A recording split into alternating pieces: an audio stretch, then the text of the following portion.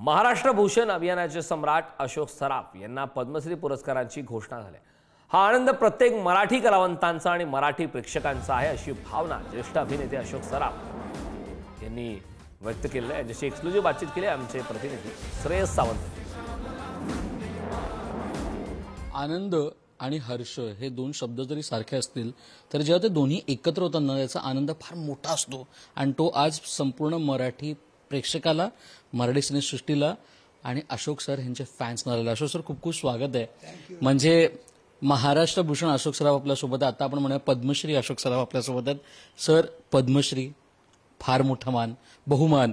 खरं तर जेव्हापासून तुम्हाला कळलंय फोन चालू आहेत, फोनवर तुम्ही रिप्लाय करताय, कसा काय दिवस चालला आतापर्यंत? तसं घाईघाईने चाललेलं आहे सगळं।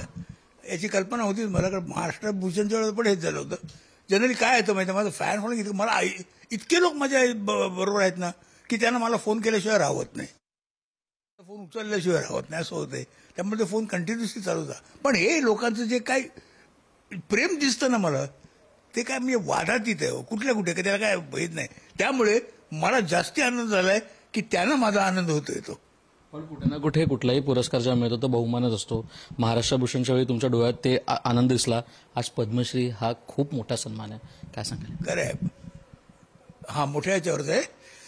महाराष्ट्र भूषण हा महाराष्ट्राचा होता, पण मला समाधान एक होतं की महाराष्ट्रातला नंबर 1 मी ठरलेलो आहे माणूस।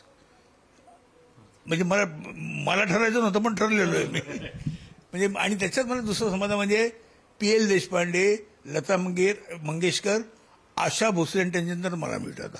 म्हणजे तिघांच्या मला लाईनीत त्यांनी जाऊन बसला, हा माझ्यासाठी फार मोठा आनंद आहे आणखी। आणि त्यातलं तुम्ही केलेलं कौतुक, तुम्ही जे मला फोन करून काँग्रेस म्हणताय, हेच माझ्यासाठी खूप आहे।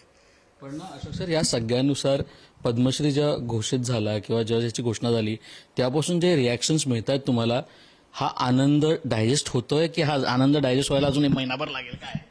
काय आता मला सवय झाली तसं पाहिलं तर, पण तरी देखील आताचा जो आनंद आहे हा काय वेगळाच आहे। एखादा मला जो कुठल्या फिल्ममध्ये मिळाला असतो तो वेगळा असतो, महाराष्ट्रापुरता आपल्याजवळ तो वेगळा होता। हा म्हणजे ऑल ओव्हर इंडियाचं हे होतंय ना, त्यामुळे हा लोक ज्या पद्धतीने बोलतात तर तोच इतका मोठा आनंद आहे। वरच्या सुरातच एकदम आम्हाला इतका म्हणजे अरे बापरे, म्हणजे असं वाटलं की म्हणजे कुठेतरी असं फील की आपण काहीतरी केलं या लोकांसाठी। पण ना या सगळ्यांनंतर शेवटचे 2 प्रश्न विचारले। त्याच्यातून पहिला प्रश्न मुळात मी तुम्हाला महाराष्ट्र भूषणच्या मिळाल त्यावेळी विचारलेलं की हा आनंद व्यक्त करताना तुम्हाला अनेक आठवणी जागे होत असतील, तुमच्या करिअर ग्राफच्या पूर्ण आठवणी जागे होत असतील।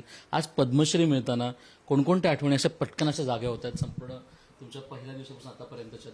नाही, काय माहिती, मी सहसा त्या आठवणी ठेवत नाही, कारण मी जर त्या आठवणी ठेवलं तर पुढे जाणं पुष्कळ होईल। आपण नेहमी समोरच बघायला पाहिजे ना, कारण आता पुढे काय करायचंय।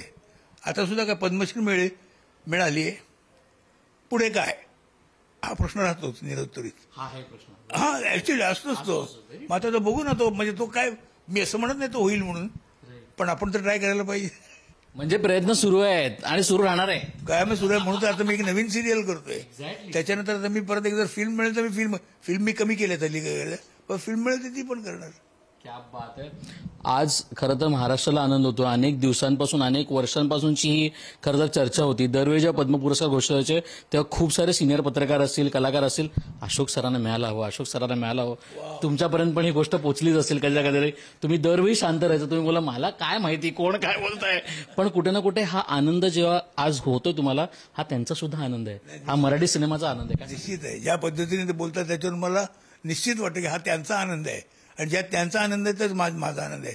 आतापर्यंत जर मी कारकीर्द मी लोकांना आनंद देण्यासाठीच केली, की माझं कुठेही मी करतोय ते लोकांना आवडावं। मी लोकांसाठी केलं, मी काही लोकांसाठी नाही केलं किंवा मी माझ्यासाठी नाही केलं। माझ्यासाठी तर आपण करतोच, पण या लोकांसाठी केलं जे माझ्या चाहते आहेत, नाही का। खरं तर खूप खूप धन्यवाद। आणि जसं मी म्हटलं छोटी मुलाखत आहे, आता पद्मश्री मिळाला तर सर अजून बाकी आहे, खूप मोठी खूप खूप धन्यवाद, कॉंग्रॅच्युलेशन। तुम्ही बघता एकंदर आपण बघू शकतो तर महाराष्ट्र भूषण अशोक सराफ, आता पद्मश्री अशोक सराफ, हा आनंद आपल्या सर्वांचा आहे। विकास सोबत श्रेयस सावंत, पुढारी न्यूज, मुंबई।